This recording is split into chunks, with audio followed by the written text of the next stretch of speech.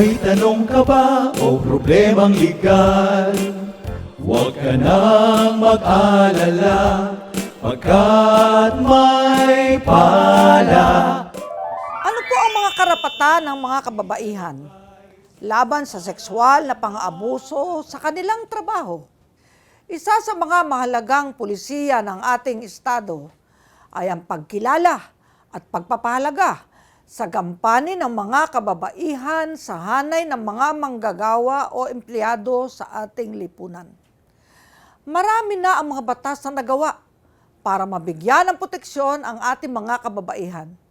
Kabilang po rito ang mga batas na tumutukoy sa mga nasa hanay ng manggagawa.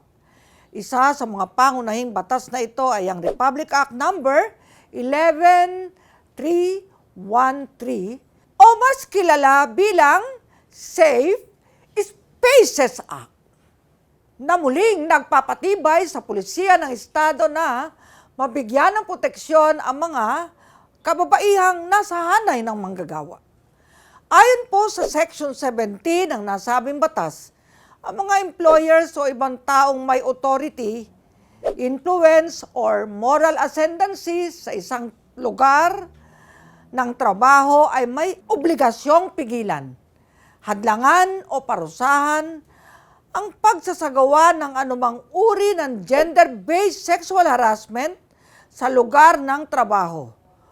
Upang maisakatuparan ang tungkuling ito ng employer, kinakailangan na maipatupad nito ang mga sumusunod. A. Disseminate or post in a conspicuous place a copy of this Act, Safe Spaces Act, to all persons in the workplace. B. Provide measures to prevent gender-based sexual harassment in the workplace, such as the conduct of anti-sexual harassment seminars. C. Create an independent internal mechanism or a committee on decorum and investigation to investigate and address complaints of gender-based sexual harassment which shall 1. Adequately represent the management, the employees from the supervisory rank, the rank and file employees, and the union if any. 2. Designate a woman as its head, and not less than half of its members should be women. 3. Be composed of members who should be impartial and not connected or related to the alleged perpetrator. 4. Investigate and decide on the complaints within 10 days or less upon receipt thereof. 5. Observe due process. 6. Protect the complainant from retaliation.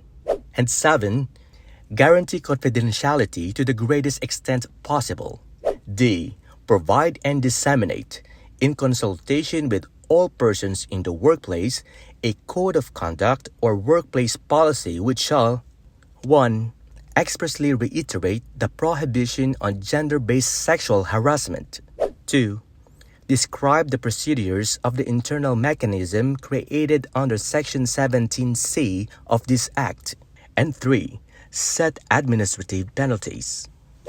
Malinaw sa mga nakasaad sa itaas ang tungkuling dapat isagawa ng mga employers upang bigyan ng katuparan ang probisyon ng Safe Spaces Act.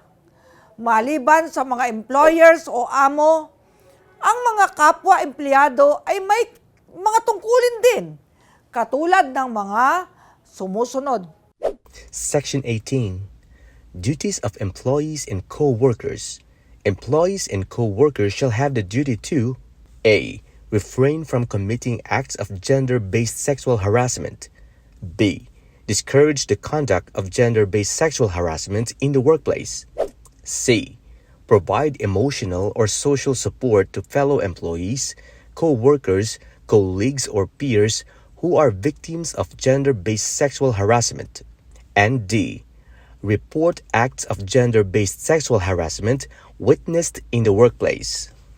Maliban po sa pananagutan ng employer, kung ito ay nagsasagawa ng sexual na pangliligalig, maaari rin itong maging responsable kapag mayroong paglabag sa mga tungkuling iniyatang sa employer na kapaloob sa Section 17 ng batas o kaya naman sa pagkakataong hindi nito inaaksyonan ang anumang sumbong, reklamo ng mga gawaing sexual na pangliligalig na isinasagawa sa lugar ng trabaho, ang employer o amo na hindi tumupad sa kanyang tungkulin ay maaari pong maparusahan ayon sa Section 19 ng nabanggit na batas kung saan nakasaad na Section 19.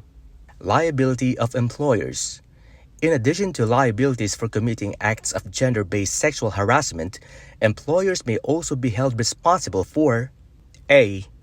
Non-implementation of their duties under Section 17 of this Act, as provided in the penal provisions, or B. Not taking action on reported acts of gender-based sexual harassment committed in the workplace. Any person who violates subsection A of this section shall, upon conviction, be penalized with a fine of not less than 5,000 pesos nor more than 10,000 pesos.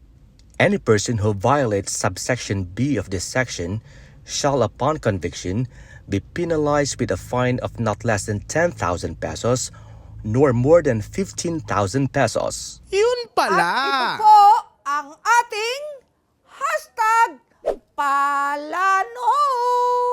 Manood, magtanong, para matuto.